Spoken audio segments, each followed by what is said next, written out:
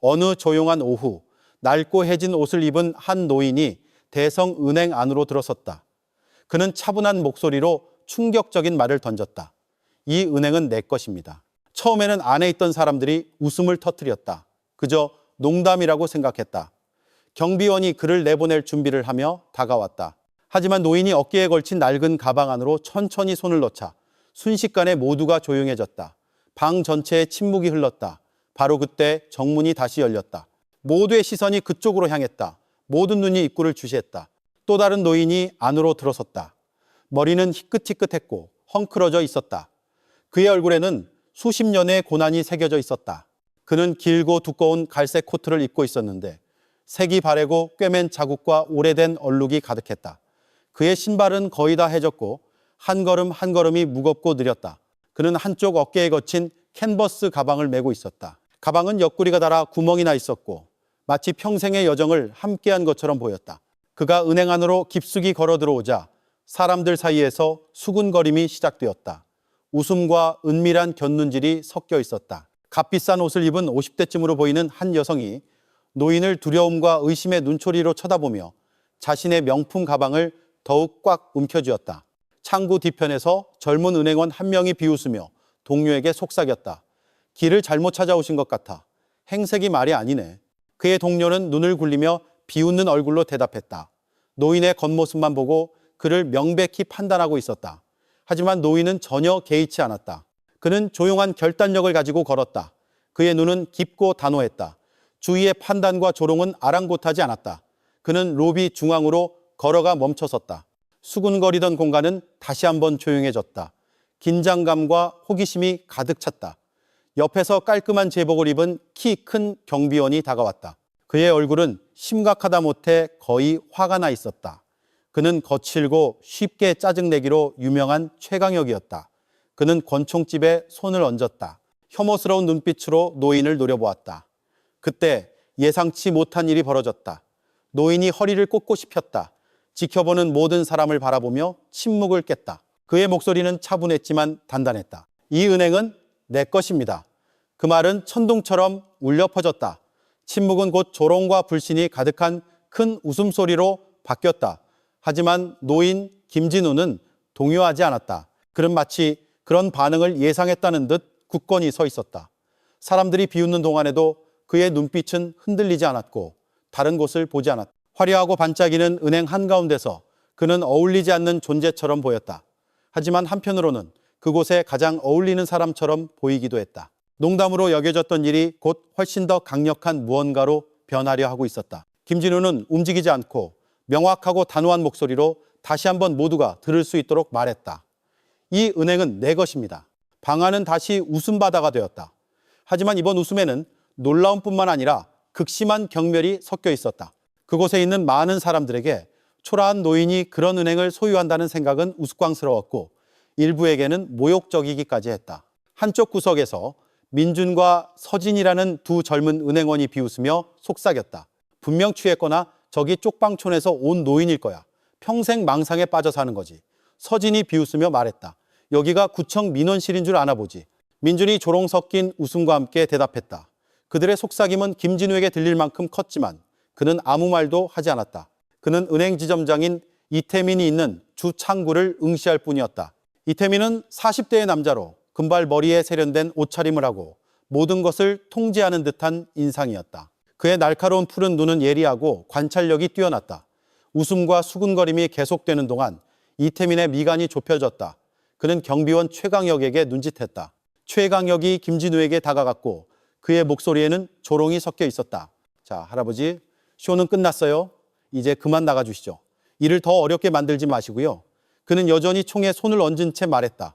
김진우는 그를 향해 천천히 하지만 단호하게 돌아섰다. 두려움이 없었다. 그의 기묘한 침묵은 최강혁을 잠시 멈칫하게 했다. 나는 소란을 피우러 온 게 아니오. 김진우가 명확한 목소리로 말했다. 내 것을 되찾으러 왔을 뿐이오. 수십 년 전 이 은행이 내게서 훔쳐간 것을 말이오.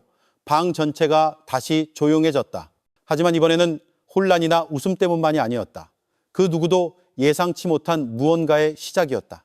처음에 이태민은 이것을 사소한 소동, 평범한 오후의 일상적인 사건 정도로 생각했다. 하지만 기묘한 긴장감이 서서히 퍼져나갔다. 그는 창고 뒤에서 나와 노인에게 다가갔다. 억지로 전문가다운 태도를 유지했다. 그의 모습은 정중했지만 눈에는 냉기를 감출 수 없었다. 그에게서는 의심과 약간의 짜증이 엿보였다. 어르신, 무엇을 믿고 계신지는 모르겠습니다만 그의 목소리는 차분했지만 거리가 느껴졌다. 잘못하셨습니다. 이 은행은 수세대 동안 윤씨 가문의 소유였습니다. 제 할아버지께서 이 은행을 세우는데 일조하셨죠. 아마 뭔가 착각하고 계신 것 같습니다. 하지만 김진우는 물러서지 않았다. 그는 이태민의 눈을 똑바로 쳐다보며 단호하게 대답했다. 나는 착각하지 않았소. 이와 동시에 그는 낡은 가방을 어깨에서 천천히 내려 조심스럽게 바닥에 놓았다. 마치 그 내용물이 모든 것을 바꿀 힘을 가진 듯 했다 보여주겠소. 그가 낮지만 단호한 목소리로 말했다. 바로 여기서, 지금 당장. 가까이 있던 사람들은 불안한 듯 서로를 쳐다보기 시작했다.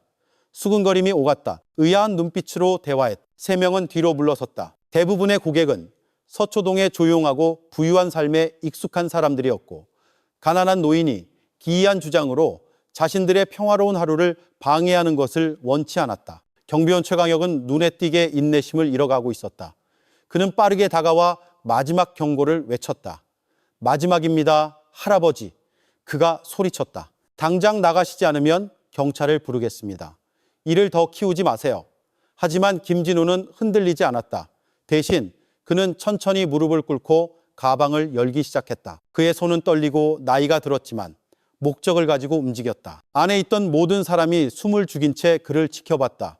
시선을 뗄 수 없었다. 최강혁조차 잠시 멈칫했다. 총을 쥔 손의 힘을 약간 풀었다. 그의 얼굴에는 의심과 호기심이 교차했다. 여기 모두가 봐야 할 것이 있어. 김진우가 낮지만 자신감 넘치는 목소리로 말했다. 그리고 그는 가방을 열었다. 그가 뚜껑을 들어 올리는 순간 은행 안의 공기가 바뀌었다. 그것을 느낄 수 있었다. 사람들은 몸을 숙였고 눈은 커졌으며 속삭임은 순식간에 멎었다. 김진우가 꺼낸 것이 무엇이든 그것은 속임수나 환상이 아니었기 때문이다. 그것은 진짜였고 누구도 예상치 못한 무게를 지니고 있었다. 모두가 그것이 무엇인지 제대로 보기도 전에 최강혁이 갑자기 달려들었다. 그의 군화가 대리석 바닥에 부딪히는 소리가 마치 유리가 깨지는 소리처럼 울렸다. 거기까지 그가 분노에 찬 목소리로 외쳤다. 여기는 은행이야. 소란 피우는 불황자들을 위한 쉼터가 아니라고. 그 말은 뺨을 때리는 것처럼 방 전체에 울려 퍼졌다. 몇몇 고객들은 조용히 고개를 끄덕였다. 말은 하지 않았지만 그들의 얼굴에는 동의하는 기색이 역력했다. 낡은 편견이 그들의 눈에 다시 떠올랐다. 아까 흥미를 보이던 일부 은행 직원들도 뒤로 물러섰다. 몇몇은 최강혁의 말에 조용히 동의하며 속삭였다. 하지만 김진호는 평정을 유지했다. 그는 주변의 비난의 폭풍에도 흔들리지 않는 듯 굳건히 서 있었다. 그의 얼굴에는 두려움이 없었다. 그의 눈에는 결의만이 가득했다. 깊고 어둡고 흔들리지 않는 눈빛이 최강혁에게 고정되었다. 그리고 처음으로 경비원은 약간의 불안감을 느꼈다. 나는 소란을 피우러 온 것이 아니오. 김진우가 말했다. 그의 목소리는 무너지지 않는 바위 같았다. 내 것을 찾으러 왔을 뿐이오. 당신이 나를 모욕할 수는 있지만 그것이 진실을 바꾸지는 못하오. 최강혁은 눈을 깜빡였다. 완전히 놀란 표정이었다. 그는 김진우 같은 사람들이 위협을 받으면 두려워하고 물러서는 것에 익숙했다. 하지만 이 사람은 달랐다. 그에게는 기묘한 굳건함이 있었다. 협박으로는 꺾을 수 없는 무언가가 있었다. 낮은 기침 소리가 침묵을 깼다. 이태민이 다시 말을 걸었다. 명백히 상황을 진정시키려는 시도였다. 그의 톤은 통제되고 형식적이었다. 최강혁 씨, 그만해요. 그는 경비원을 쳐다보지도 않은 채 말했다. 그의 시선은 여전히 김진우에게 고정되어 있었다. 그의 목소리는 여전히 정중했지만 이제는 차갑고 더 신중해졌다. 어르신, 만약 정말로 증거가 있으시다면 저희가 검토할 준비가 되어 있습니다. 하지만 이 은행에서 더 이상 소란을 키우지 말아주시길 부탁드립니다. 김진우는 살짝 고개를 끄덕였다. 그리고 조심스럽게 가방에서 낡은 장부 하나를 꺼냈다. 종이는 누렇게 변색되었고 바스러질 듯했으며 모든 페이지에서 세월의 흔적이 느껴졌다. 그는 모두가 볼 수 있도록 그것을 들어 올리고 다시 말했다. 차분하고 명확하지만 힘이 실린 목소리로. 이것은 1948년 내가 이 대성은행을 설립했을 때의 원본 장부입니다. 내 이름은 김진우. 거짓과 시대적 차별로 이 은행을 빼앗기기 전까지 이 은행은 내 것이었습니다. 방 전체가 조용했다. 모두가 쳐다보고 있었다. 일부는 믿을 수 없다는 표정이었다. 다른 이들은 충격을 감추려 애썼다. 그가 언급한 이름은 로비 전체에 천둥처럼 울려 퍼졌다. 여전히 의심스러운 눈초리를 보내는 사람도 있었지만 불안감이 섞여 있었다. 창구 뒤에서 이태민은 얼굴이 창백해졌다. 그의 손이 약간 떨렸다. 김진우가 김진우라는 이름을 언급했을 때 그에게는 분명한 변화가 일어났다. 그는 그 이름을 전에 들어본 적이 있었고 그것은 그냥 무시할 수 있는 것이 아니었다. 최강혁의 단단한 자세와 공격적인 모습에도 불구하고 그의 얼굴에는 순간적인 망설임이 스쳐 지나갔다. 거의 눈에 띄지 않았지만 그것은 진짜였다. 아까 권총집 근처의 벨트에 얹혀있던 그의 손이 천천히 내려왔다. 그는 자각하지 못했지만 무심코 한 걸음 뒤로 물러섰다. 무언가 변했다. 그 순간 그는 더 이상 김진우를 불황자나 혼란스러운 노인으로 보지 않았다. 처음으로 그는 아마도 자기 앞에 서 있는 남자가 낡은 이야기 이상의 것을 가지고 있다는 것을 느꼈을 것이다. 그는 진실을 가지고 있었다. 김진우는 조용하지만 당당하게 서 있었다. 낡은 장부를 여전히 공중에 높이 들고 있었다. 그의 눈은 흔들림 없이 이태민에게 고정되어 있었다. 그리고 이태민의 얼굴은 더 이상 아까처럼 자신만만하지 않았다. 서서히 무너져 내리고 있었다. 김진우는 그 변화를 똑똑히 보았다. 조금 전까지만 해도 자신을 비웃고 멸시하던 사람들이 이제는 의심의 눈초리로 그를 쳐다보고 있었다. 그들의 믿음의 기반이 흔들리기 시작했다. 그리고 그 흔들림과 함께 은행 안의 전체적인 분위기가 바뀌었다. 조롱과 짜증으로 가득했던 분위기는 무거운 침묵으로 바뀌었다. 김진우는 마치 동상처럼 서 있었다. 책을 깃발처럼 들고 정의를 찾는 일생을 상징하는 깃발. 그리고 이제 그 진실이 서서히 드러나기 시작했다. 한 조각 한 조각씩. 그리고 그는 천천히 조심스럽게 책을 내렸다. 그의 눈은 기억과 불꽃으로 가득했다. 다시 방 전체를 둘러보았다. 아무도 움직이지 않았다. 마치 공기마저 멈춘 듯했다. 그는 천천히 몸을 굽혔다. 그의 무릎이 접히면서 삐걱거리는 소리를 내며 캔버스 가방을 바닥에 내려놓았다. 대리석 바닥에 가방이 닿는 부드러운 소리가 천둥처럼 방 전체에 울려 퍼져 몇몇 사람들을 움찔하게 했다. 조금 전까지 아무 의미 없어 보이던 가난한 노인의 가방이 갑자기 모든 시선의 중심이 되었다. 아까 가장 큰 소리로 조롱하던 최강혁은 이제 확신이 없는 듯 보였다. 다시 뒤로 물러섰다. 이번에는 무의식적인 행동이 아니었다. 마치 그의 본능이 자신이 생각했던 것보다 더 깊은 무언가를 마주하고 있다고 말하는 것 같았다. 그의 이전에 단단하고 자신감 넘치던 에너지는 사라졌다. 남은 것은 침묵, 의심, 그리고 두려움뿐이었다. 차분하고 전문적이기로 유명한 은행 지점장 이태민은 그대로 서 있었다. 그의 눈은 가방에 고정되어 있었다. 마치 마법에 걸린 듯 움직이지 않았다. 지난 몇 년간 소송과 스캔들을 견뎌낸 남자가 이제는 포위된 것처럼 보였다. 다음 행동을 확신하지 못했다. 그의 손은 몸 옆에부터 약간 떨렸지만 김진우는 서두르지 않았다. 그는 긴장감이 곧 터질 파도처럼 고조되도록 내버려 두었다.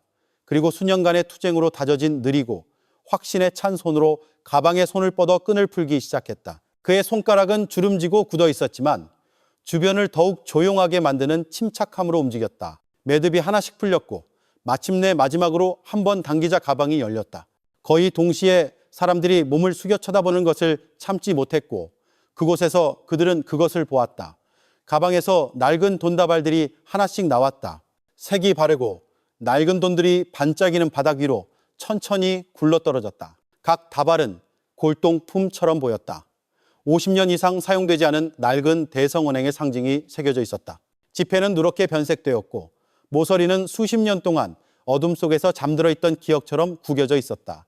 차가운 바람이 은행 안을 스쳐 지나가는 듯했다. 최강혁의 눈이 커졌다. 그는 억지로 평정을 유지하려 했지만 이태민을 쳐다보았다. 마치 답을 구하는 것 같았다. 하지만 이태민 역시 유령이라도 본 듯했다. 창백한 얼굴에 입을 살짝 벌리고 있었다. 이럴 수가. 그가 거의 들리지 않게 속삭였다. 이걸 어떻게? 김진우는 바로 대답하지 않았다. 그는 몸을 굽혀 돈다발 중 하나를 천천히 집어들었다. 그것을 성스러운 물건처럼 들었다. 그는 낡은 종이의 표면을 부드럽게 쓰다듬었다. 결코 사라지지 않은 기억을 어루만지는 사람처럼 조심스럽게. 그의 눈이 잠시 먼 감정, 기억, 지금과는 아주 다른 시대로 반짝였다. 1948년 그가 마침내 말했다. 목소리는 낮았지만 공기를 가를 만큼 강렬했다. 나는 내 손으로 이 은행을 세웠소.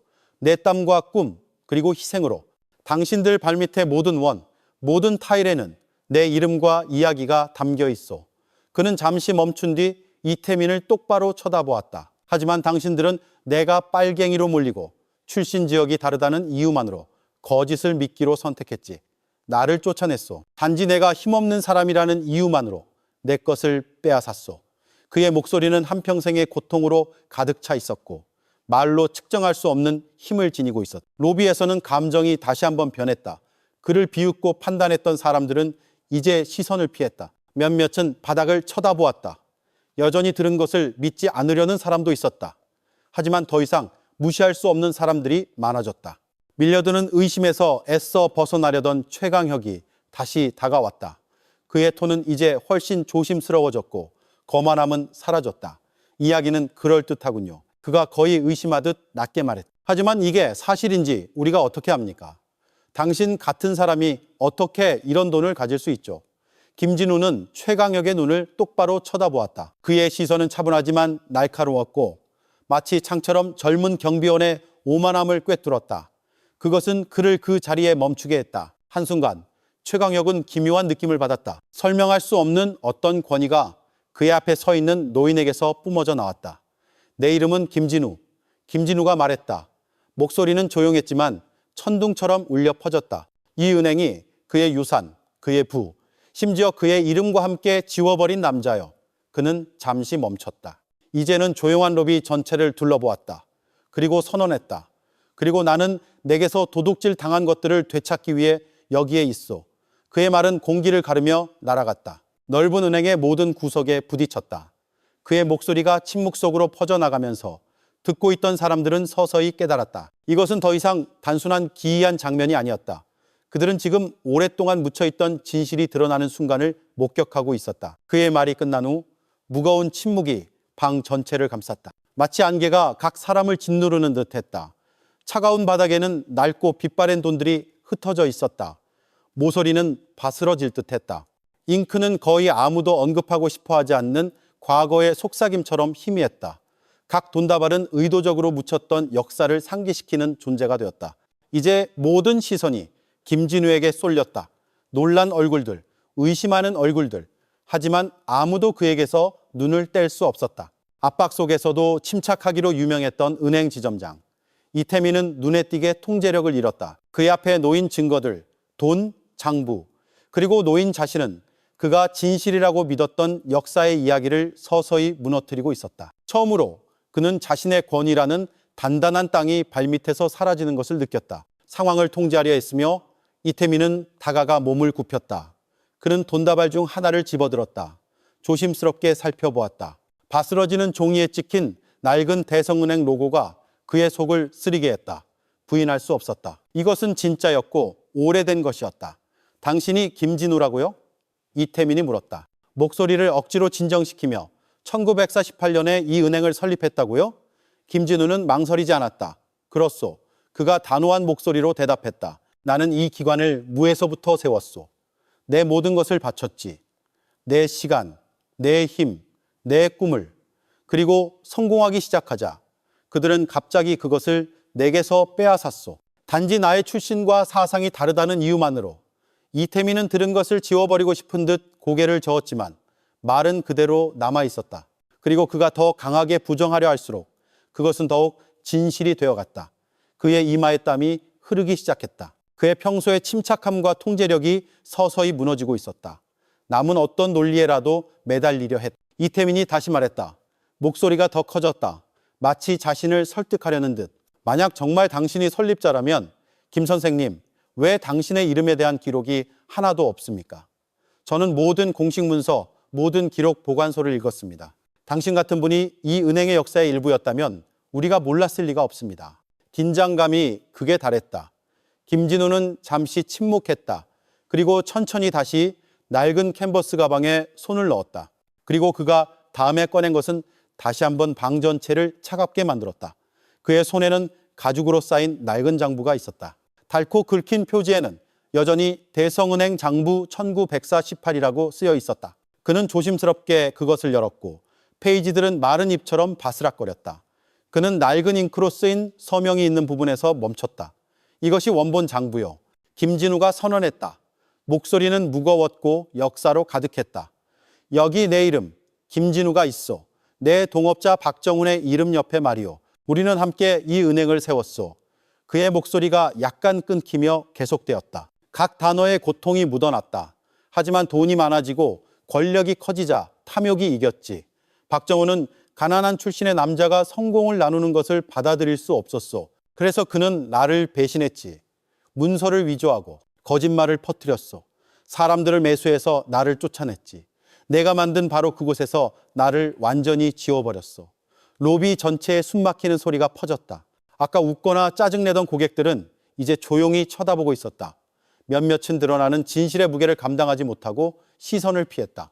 다른 이들은 부당함의 규모에 눈을 뜨며 뚫어지게 쳐다보았다. 김진우의 말은 공기 중에 칼날 같았다. 많은 이들이 오랫동안 받아들였던 편안한 버전의 역사를 꿰뚫었다.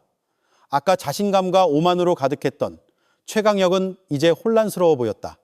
이전의 기세는 사라졌다. 혼란과 불안으로 대체되었다. 그는 이태민을 쳐다보았다. 마치 명령을 기다리는 듯. 이태민은 장부를 붙잡고 떨리는 손으로 빠르게 페이지를 넘겼다. 그가 읽는 모든 줄이 그의 속을 더욱 조여왔다. 김진우의 서명이 거기에 있었다. 명확하고 반복적으로. 필체를 부인할 수 없었다. 날짜가 맞았다. 모든 것이 맞아떨어졌다. 이태민의 목소리는 거의 속삭임에 가까웠다. 부서지고 이럴 수가. 하지만 그것은 사실이었다. 그가 더 깊이 읽을수록 진실은 더 깊이 파고들었다. 이것은 원한에 찬 노인의 이야기가 아니었다. 이것은 사실이었고 문서화되었고 서명되었고 시간에 의해 새겨졌다. 그리고 그 페이지에 쓰인 모든 단어와 함께 오랫동안 믿어져 왔던 대성은행의 역사가 서서히 균열을 일으키고 있었다. 50년 이상 망각 속에 묻혔던 역사가 이제 서서히 빛으로 떠오르고 있었다. 은행을 감싼 무거운 침묵 속에서 김진우는 서 있었다.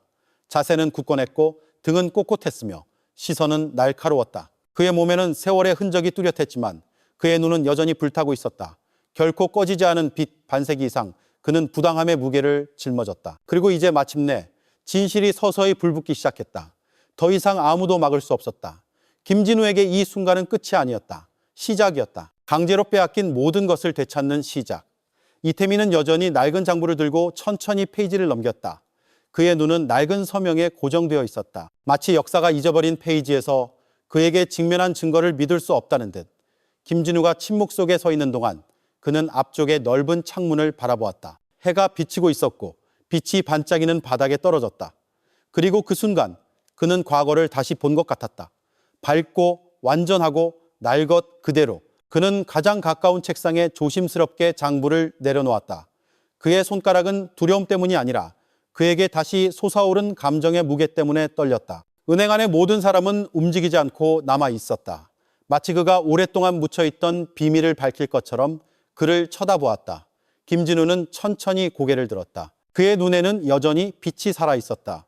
하지만 그 뒤에는 수십 년의 고통, 실망, 배신이 있었다. 그리고 그는 말했다.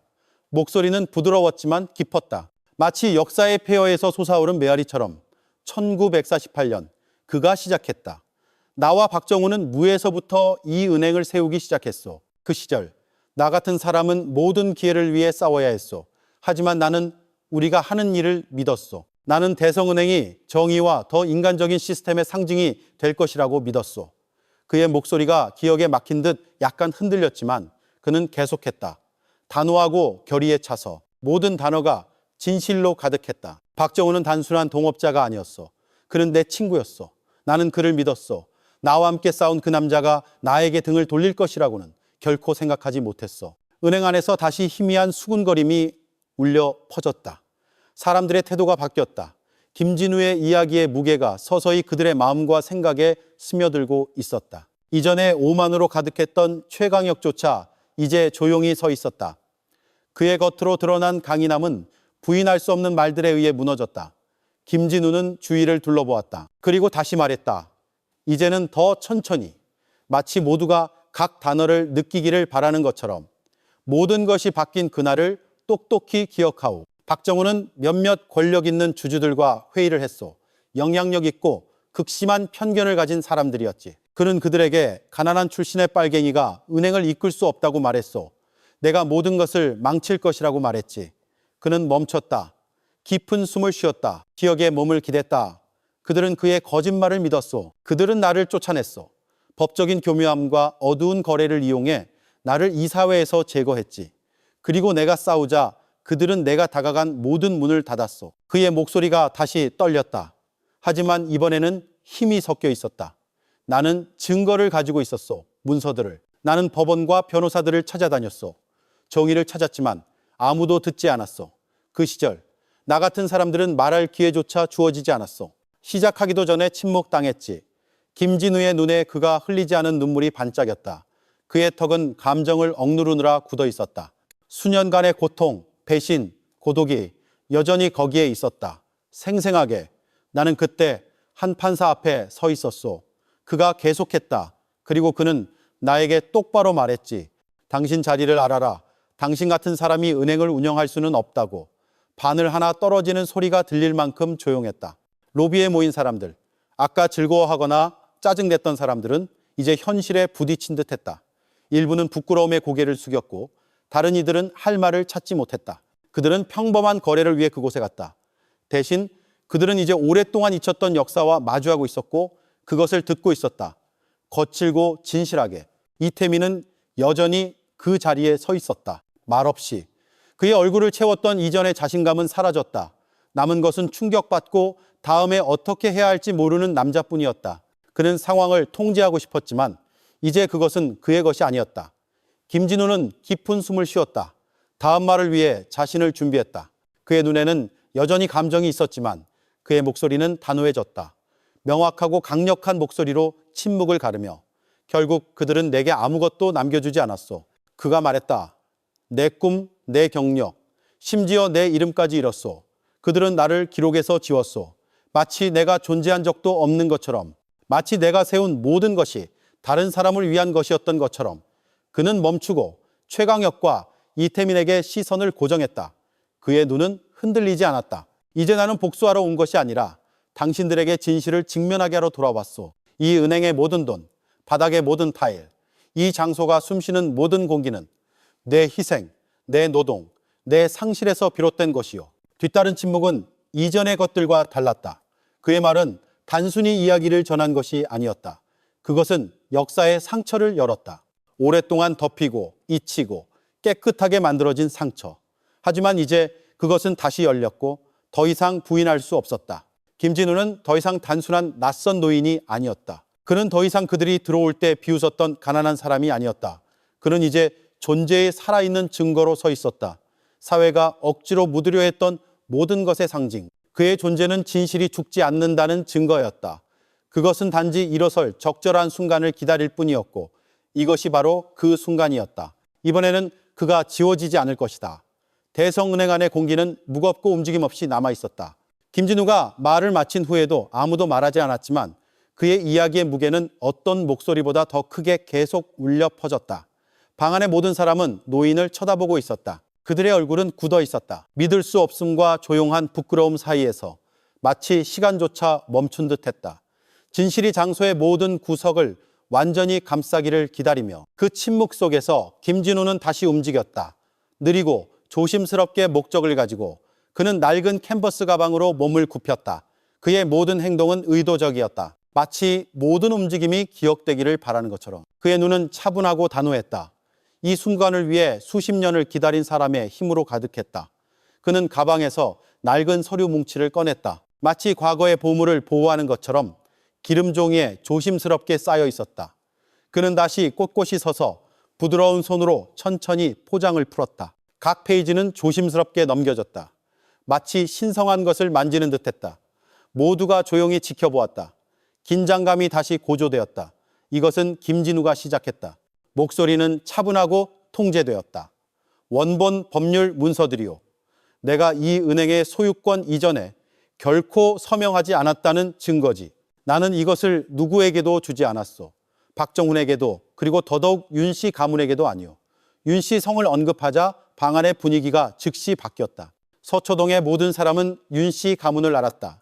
수세대 동안 그들은 이 은행의 얼굴로 여겨졌다. 부유하고 존경받고 아무도 그들의 유산에 의문을 제기하려 하지 않았다. 지금까지. 김진우로부터 불과 몇 걸음 떨어진 곳에 서 있던 이태민은 무릎에 힘이 빠지는 것 같았다. 그는 균형을 유지하려 애쓰면서 손이 떨렸다. 그는 항상 압박 속에서도 침착한 것을 자랑스러워했다. 하지만 이제 공포가 스며들기 시작했다. 무슨 말씀이십니까, 김 선생님? 그가 더듬으며 물었다. 수십 년 동안 윤씨 가문이 이 은행의 소유주였습니다. 그들은 그것을 상속받았습니다. 그것은 이 도시 역사의 일부입니다. 김진우는 천천히 다가갔다. 흔들리지 않는 눈으로 이태민의 떨리는 손에 문서를 놓았다. 직접 보시오. 이 지점장, 그가 조용히 말했다. 진실이 거기에 있어. 당신은 거짓 속에서 살아왔어. 배신 위에 권력을 쌓은 사람들이 당신에게 물려준 거짓말 말이요. 마지못해 이태민은 읽기 시작했다. 줄줄이 그의 눈은 낡은 문서를 따라갔다. 각 서명, 각 공식적인 직위는 진짜였고 파괴적이었다. 거기서 그는 김진우의 이름을 보았다. 아주 선명하게. 그리고 소유권을 이전하는 문서에 그의 서명이 눈에 띄게 없었다. 모든 것이 거기에 있었다. 은행은 합법적인 방법이 아니라 속임수와 조작으로 그에게서 빼앗겼다. 마지막 페이지에는 박정훈과 윤씨 가문의 이름만 있었다. 이태민의 입술이 움직였지만 아무 소리도 나오지 않았다. 마침내 그는 희미하게 말했다. 아니, 이럴 수는 없어. 그는 김진우를 쳐다보았다. 얼굴은 창백했다. 마치 세상이 발밑에서 무너지는 것 같았다. 만약 이 서류들이 진짜라면 그건 진짜요. 김진우가 말을 끊었다. 목소리는 더 단호해졌다. 단검이 침묵을 가르는 듯 했다. 그리고 그것들이 보여주는 것은 권력 있는 남자들이 자신들의 죄를 숨기기 위해 차별을 이용해 대성은행을 내게서 훔쳤다는 것이요. 이것은 단지 탐욕에 관한 것이 아니오. 이것은 역사적인 부당함이며 더 이상 숨겨질 수 없소. 이전의 침묵은 낮은 수군거림으로 바뀌었다. 몇몇 고객들은 녹화하기 위해 휴대폰을 꺼내기 시작했다. 다른 이들은 여전히 서서 혼란스러워하며 서서히 그들을 감싸는 진실을 이해하려 애썼다. 한때 그들의 도시에서 신성하고 흔들리지 않던 것이 이제 그들 앞에서 서서히 무너지고 있었다. 김진우는 평정을 유지했다. 그는 더 이상 단순한 노인이 아니었다. 그는 이제 증인이었고 진실의 전달자였다. 그리고 마침내 그는 모두가 볼 수 있도록 그것을 드러내고 있었다. 여전히 문서를 들고 있던 이태민은 가장 가까운 의자에 천천히 주저앉았다. 혼란스러웠다. 그는 종이 조각들, 그가 진실이라고 믿었던 세상의 조각들을 쳐다보며 손이 떨렸다. 이제 환상으로 드러난 그의 전체 경력이 세워진 기반이 무너졌다. 되돌릴 수 없었다. 수군거림은 충격의 메아리가 되었다. 고객들은 밖을 쳐다보았다. 몇몇은 나가고 싶어 했다. 두려움, 분노, 혼란이 섞여 있었다. 다른 손에는 카메라가 들려 있었다. 단순한 장면이 아닌 것을 기록하고 있었다. 그것은 전개되는 역사였다. 그리고 그 모든 것의 중심에 김진우는 서 있었다. 그는 여전히 현장 옆에 있는 최강혁을 쳐다보았다. 여전히 자세는 굳건했다. 한 손은 권총집에 붙어 있었다. 하지만 김진우는 흔들리지 않았다. 대신 그는 조용하고 단호한 연민으로 그를 쳐다보았다. 최경비, 그가 말했다. 목소리는 친절하지만 흔들리지 않았다. 나는 소란을 피우러 온 것이 아니오. 나는 진실을 밝히러 왔소. 당신은 정말로 50년 동안 묻혀있던 거짓말을 보호할 것이오. 최강혁은 즉시 대답하지 않았다. 그는 권총집을 더 꽉 잡았지만 이전의 자신감은 사라졌다. 그는 주위를 둘러보았다. 지지를 찾아서. 하지만 의심과 충격만 보았다. 아무도 동의하지 않았다. 이게 무슨 쇼인지 모르겠소. 그가 목소리가 갈라지며 외쳤다. 그리고 상관없소. 당신은 은행 안에서 소란을 피웠고 책임을 져야 하오. 경찰이 올 때까지 거기 있으시오. 하지만 그 자신조차 그의 말의 힘이 약해지는 것을 느꼈다. 그의 권위는 더 이상 효력이 없는 것 같았다. 여전히 앉아있던 이태민은 마침내 일어섰다. 목소리는 떨렸다. 무릎에 힘이 없는 것 같았다. 최경비, 그만해요. 그가 약하게 말했다. 우리는 이것을 제대로 처리해야 합니다. 이것은 우리가 생각했던 것과 다릅니다. 우리는 진실을 봐야 합니다. 최강혁이 빠르게 돌아섰다. 분노와 불신에 찬 얼굴. 무슨 소리요? 이 지점장? 그냥 이 사람이 우리가 이룬 모든 것을 파괴하도록 내버려 둘 거요? 그를 믿는 거요? 방 전체가 조용했다. 이태민은 대답하지 않았다. 할 수 없었다. 그는 김진우를 그리고 문서를 그리고 마지막으로 지켜보는 사람들의 얼굴을 보았다. 혼란스럽고 깨어있고 김진우는 조용히 남아 있었다. 그는 더 이상 말할 필요가 없었다. 그의 눈이 모든 것을 말해주고 있었기 때문이다. 그는 다시는 지워지지 않을 것이다. 그리고 그곳에 있던 모든 사람들은 인정하든 안 하든 진실이 도착했다는 것을 알았다. 그리고 이번에는 다시 침묵시킬 수 없을 것이다. 그리고 그들이 경찰의 도착을 기다리는 동안 한 가지가 분명해졌다. 김진우가 문을 들어선 후 대성은행 안의 세상은 다시는 예전 같지 않을 것이다. 김진우의 시선은 모든 것을 말했다. 그것은 마침내 드러날 진실을 위해 평생을 기다린 남자의 시선이었다. 더 이상 무시할 수 없는 진실, 더 이상 침묵시킬 수 없는 진실, 권력과 편안함 아래에 더 이상 숨길 수 없는 진실. 그리고 이태민은 그것을 느꼈다. 그는 김진우가 내뱉은 모든 단어가 갑자기 가슴에 무거운 짐이 되는 것을 느꼈다. 문서는 진짜였다. 서명은 진짜였고 그가 오랫동안 믿어왔던 이야기, 대성은행의 유산은 속임수와 탐욕 위에 세워진 전설에 불과했다. 하지만 진실은 아무리 강력하더라도 대가가 따랐다. 이태민은 윤씨 가문이 실제로 어떤 사람들인지 알았다. 서초동의 모든 사람이 알았다. 부유하고 흔들리지 않으며 자신들의 명성을 맹렬히 지키는 사람들. 수세대 동안 그들은 대성은행을 운영했고 그들에게 반항하는 누구든 파괴할 수 있는 권력을 쥐고 있었다. 이 진실이 드러나면 폭풍은 확실했다. 소송, 언론의 주목, 끝없는 법정 싸움. 은행의 명성은 무너질 것이고 이태민의 이름, 그의 경력, 그가 이룬 모든 것이 한순간에 지워질 수 있었다. 다가오는 폭풍의 환상으로 그의 마음이 조여드는 동안 이태민은 로비 건너편을 보았고 최강혁과 눈이 마주쳤다. 최강혁의 한 손은 여전히 권총집에 있었다. 자세는 꼿꼿하고 모습은 단단했다. 통제와 질서의 분명한 이미지. 하지만 이제 이태민은 그 이미지가 그의 양심과 모순된다는 것을 깨달았다. 그는 주위를 둘러보았다. 고객들은 조용히 지켜보고 있었다. 일부는 분명히 충격을 받았다. 일부는 감동한 듯 보였다. 그들의 눈에는 두려움이 있었다. 하지만 충격 뒤에 또 다른 것이 빛나고 있었다. 싹트는 믿음. 그리고 이태민은 그것을 느꼈다. 김진우는 모든 사람 앞에서 홀로 서서 판단 앞에서 벌거벗은 채 위엄과 진실로 말했다. 그런 종류의 힘은 위조할 수 없었다. 그의 양심의 소리가 점점 커졌다. 지식의 무게, 김진우가 속고 착취당했다는 진정한 지식은 더 이상 무시할 수 없었다.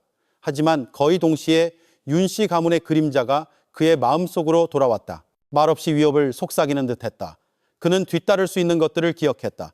소송, 비방, 모든 것의 붕괴, 심지어 아마도 그의 가족의 안전까지도. 그는 공포에 사로잡혔다. 이 지점장 듣고 있소? 최강혁이 소리쳤다. 갑자기 그를 현재로 되돌렸다. 목소리는 날카로웠다. 짜증으로 가득했다. 정말 저 늙은이를 위해, 낡고 먼지 쌓인 종이들을 위해 모든 것을 걸 거요? 이태민은 최강혁에게서 등을 돌렸다. 그의 눈은 의심으로 가득했다. 하지만 더 이상 공허하지 않았다. 더 이상은. 그는 즉시 대답하지 않았다. 대신 그는 여전히 조용히 그를 쳐다보고 있는 김진우를 다시 보았다. 그리고 그 순간 변화가 일어났다. 말로 표현되지 않았지만 느껴지는 무언가. 흔들리지 않는 이해. 그리고 이태민은 말했다. 그의 목소리는 약간 떨렸지만 계속되면서 강해졌다. 최경비, 우리는 이렇게 행동할 수 없소. 우리 앞에 있는 것을 무시할 수 없소.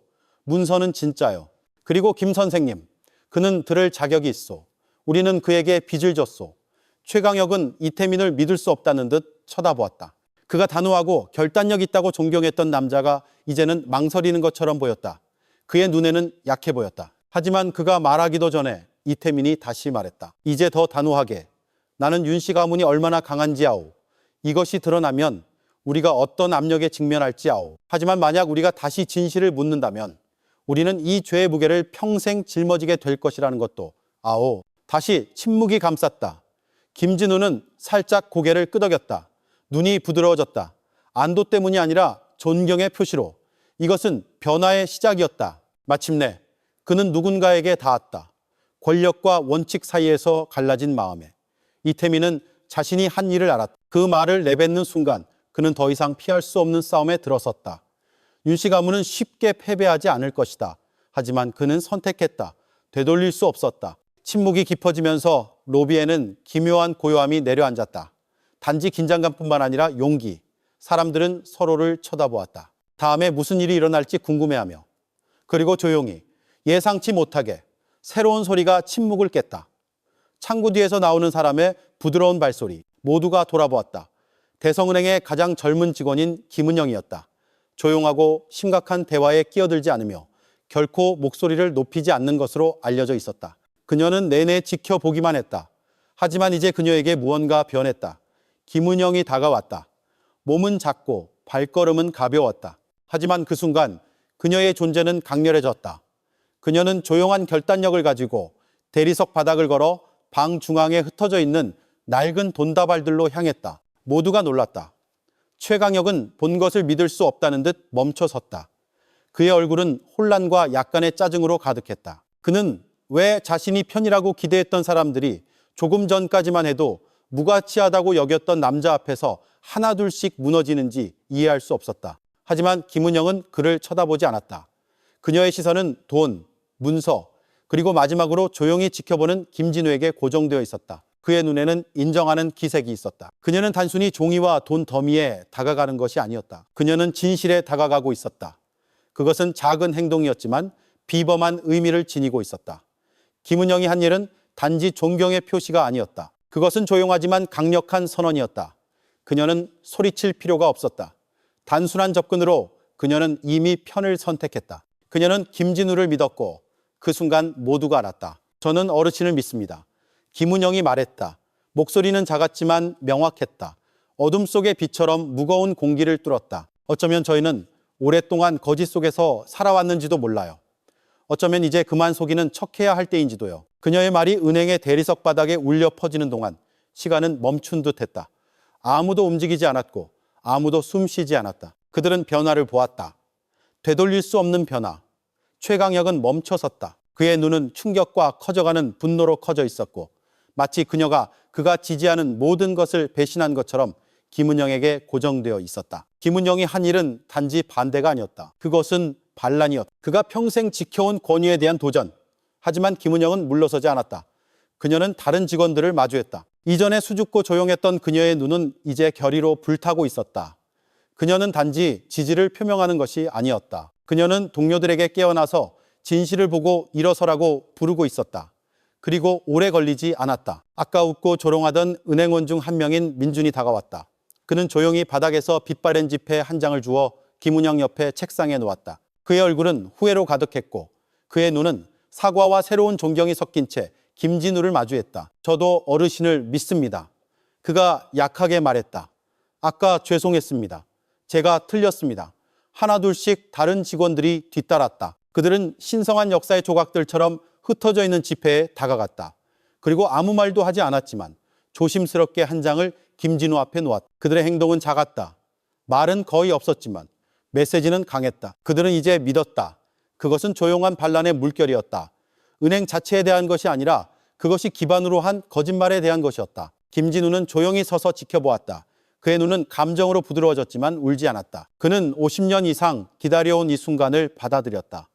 수십 년의 고독, 거절, 투쟁 끝에 그는 더 이상 혼자가 아니었다. 한때 그를 의심했던 이 젊은 남녀들은 이제 선택했다.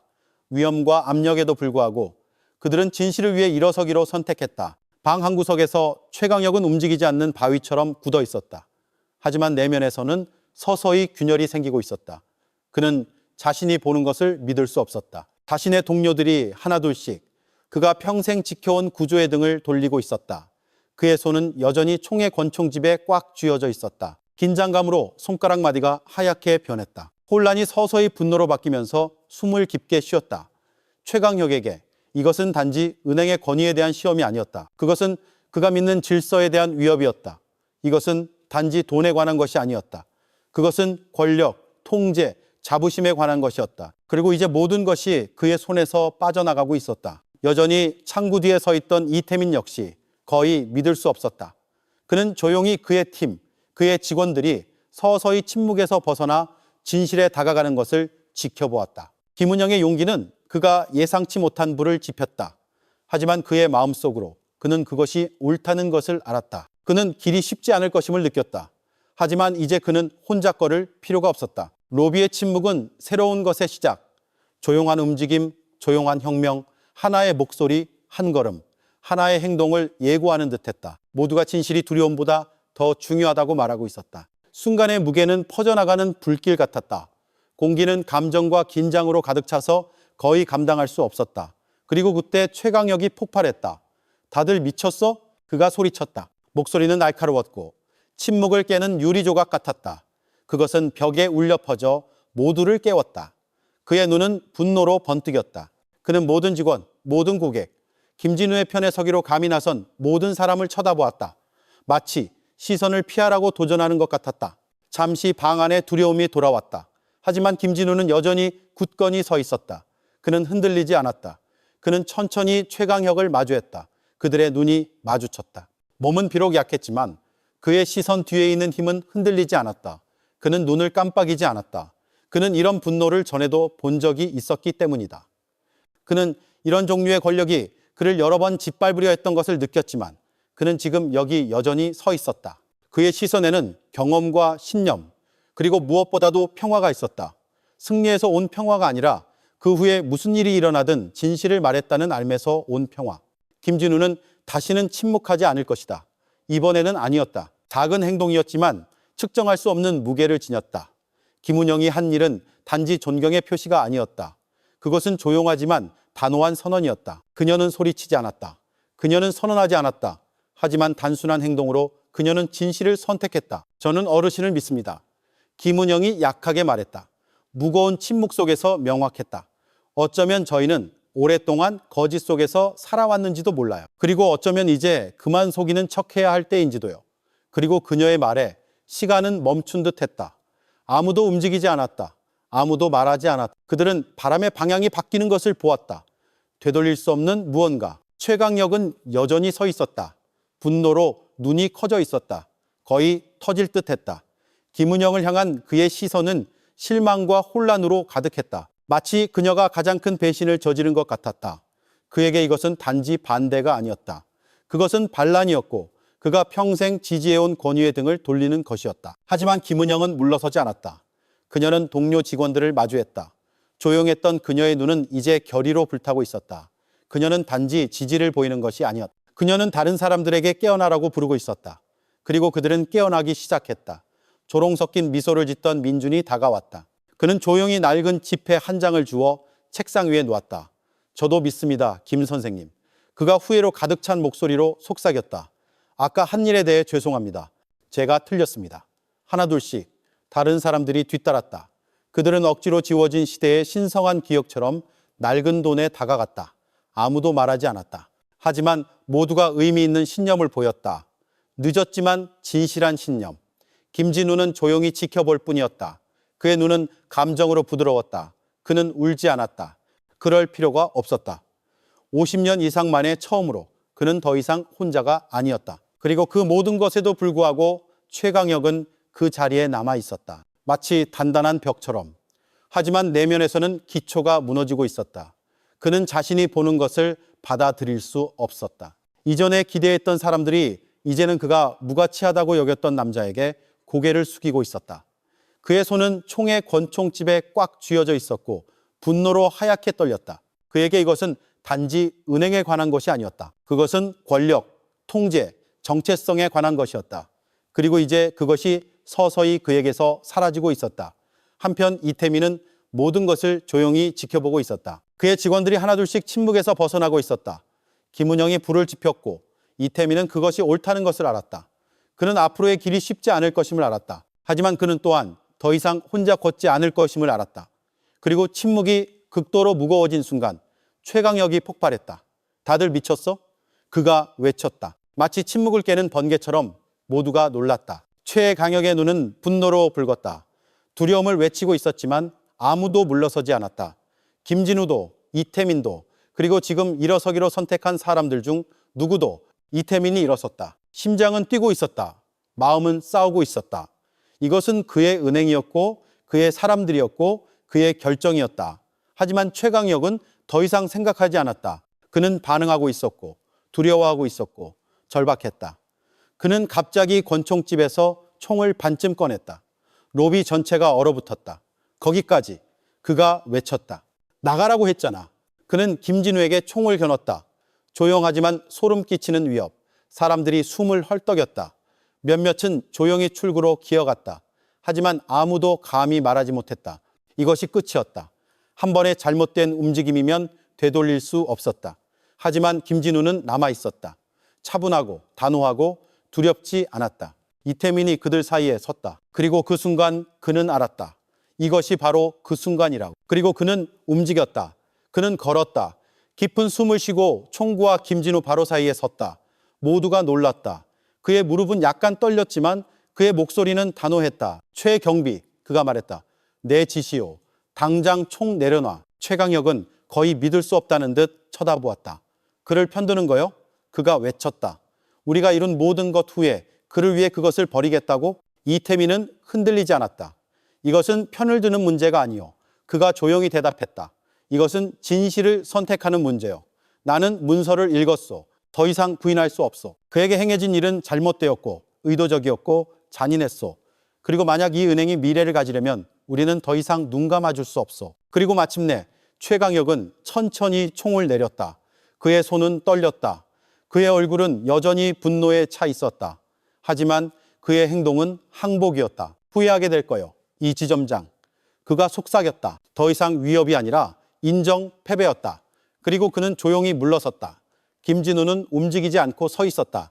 하지만 이제 그의 입가에는 미소가 있었다. 승리의 미소가 아니라 평화의 미소. 그는 이태민을 보았다. 그들은 서로를 쳐다보았다.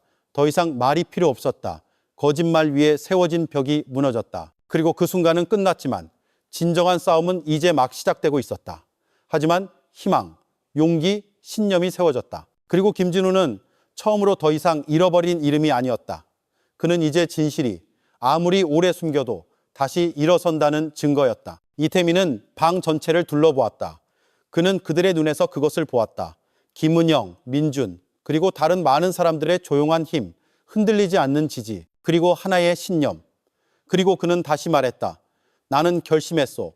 그의 목소리는 단호했다. 나는 이것을 모든 문서와 모든 증거를 이사회와 집행위원회에 가져갈 것이오. 그는 깊은 숨을 쉬고 명확하고 용기 있게 덧붙였다. 나는 이것이 무엇을 의미하는지. 아오, 나는 모든 것을 걸고 있어. 내 직업, 내 미래를. 하지만 침묵, 부당함, 그리고 거짓말 위에 세워진 곳에서 일하는 이 모든 것을 잃는 것을 선택하겠소. 그의 말은 각 마음에 심어진 씨앗처럼 방 전체에 퍼졌다. 조용한 이해와 신념의 물결이 로비를 통과했다. 김은영이 차분하지만 단호하게 다가왔다. 혼자가 아닐 거예요, 지점장님. 그녀가 말했다. 우리가 함께 할게요. 무슨 일이 일어나든 이 은행은 변해야 하고 우리가 그 변화를 시작할 거예요. 다른 사람들은 조용히 고개를 끄덕였고 민준도 단호하게 고개를 끄덕였다. 나이든 직원들은 서로를 쳐다보았다. 마치 이제야 의미와 목소리를 찾은 기억이 있는 듯했다. 그들 모두 법적인 싸움이 길고 복잡하고 거칠 것이라는 것을 알았다. 하지만 두려움보다 더 강한 것은 그들이 붙잡고 있는 것, 진실과 더 이상 등을 돌리고 싶지 않은 사람들의 단결이었다. 방끝에서 최강혁은 조용히 남아있었다. 분노는 사라졌다. 그의 얼굴은 복잡했다. 마치 질서를 위한 싸움이라고 생각했던 모든 것이 거짓말을 보호하기 위한 싸움이었다는 것을 서서히 이해하는 듯했다. 그는 말하지 않았지만 아마도 그의 깊은 곳에서도 무언가 변했을 것이다. 다음 날 이태민은 대성은행의 집행 이사회 회의실에 들어섰다. 그는 김진우의 모든 증거, 원본 장부, 낡은 문서, 오랫동안 숨겨지고 거부된 역사적인 지폐를 가지고 있었다.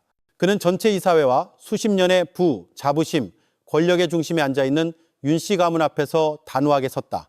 그리고 그는 진실을 말했다. 예상대로 방은 폭발했다. 분노, 비난, 위협, 노골적이거나 은밀한. 하지만 이태민은 흔들리지 않았다. 그는 자신을 위해 그곳에 서 있는 것이 아니라 김진우를 위해, 진실을 위해, 그리고 한때 맹목적으로 봉사했던 은행의 영혼을 위해 서 있었다. 오래지 않아. 소문은 서초동 전체에 퍼졌다. 김진우의 이야기와 대성은행의 비밀은 신문, 뉴스, 그리고 지역사회 전체의 뜨거운 토론의 주제가 되었다.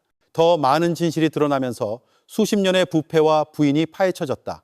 법정 싸움이 시작되었고 김진우는 더 이상 그에게서 도둑맞은 것을 되찾으려는 노인이 아니었다. 그는 이제 상징이었다. 진실, 인내, 그리고 결코 죽지 않는 정의의 상징. 이태민, 김은영, 민준, 그리고 이전에 조용히 시스템을 받아들였던 다른 사람들에게는 모든 것이 변했다. 그들은 더 이상 단순한 직원이 아니었다. 그들은 이제 수호자, 변화를 만드는 사람, 더 공정한 미래의 파수꾼이었다. 그리고 옆에 서 있던 최강혁은 조용히 더 이상 부인할 수 없었다. 그는 더 이상 숨길 수 없는 진실을 마주해야 했다. 김진우의 이야기는 서초동을 넘어섰다. 그것은 다른 사람들에게 영감이 되었다. 오랫동안 침묵하고 무시당하고 경시되었던 사람들. 왜냐하면 김진우의 이야기는 단지 그의 유산을 되찾는 것에 관한 것이 아니었기 때문이다. 그것은 우리 모두에 관한 것이었다. 말할 용기에 대해, 옳은 것을 위해 일어서는 신념에 대해, 그리고 진실이 여전히 가치가 있다는 믿음에 대해. 왜냐하면 그렇기 때문이다. 그래서 이제 우리는 당신에게 묻습니다. 부당함에 직면했을 때 가장 중요한 것은 무엇이라고 생각하십니까? 용기입니까? 성실함입니까? 아니면 옳은 것을 위해 모든 것을 포기할 준비가 되어 있는 것입니까? 이 이야기가 당신의 마음에 와닿았다면 이 영상의 좋아요를 누르는 것을 잊지 마세요. 이것을 들어야 할 사람과 공유하고 희망을 불러일으키는 더 많은 실제 이야기를 위해 저희 채널을 구독해 주세요. 시청해 주셔서 감사합니다. 그리고 다음 시간까지 일어서서 진실을 말하고 정의에 대한 믿음을 결코 멈추지 마세요.